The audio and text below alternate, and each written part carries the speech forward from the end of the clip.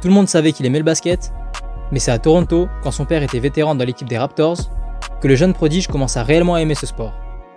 Il sortait jouer au basket régulièrement. Qu'il pleuve ou qu'il neige, rien ne pouvait l'arrêter. Son père commençait à l'emmener à ses séances de tir pour qu'ils puissent s'entraîner ensemble.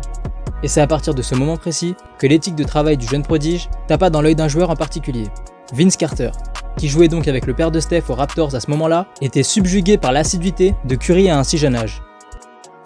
Steph et Seth Curry avaient toujours un ballon avec eux et une adresse impressionnante pour leur âge. Curry avait déjà cette mentalité de tueur. Avant tous les matchs à domicile, il demandait à Vince Carter s'il pouvait l'affronter en 1 contre 1. Il se donnait à fond pour progresser et avait déjà compris que c'est en affrontant les meilleurs joueurs que l'on devient plus fort. En arrivant au lycée, Steph intègre l'équipe de Charlotte Christian. Il était loin d'être une superstar et à la fin de sa 2e année de lycée, Curry mesurait seulement 1m78 pour 58 kg.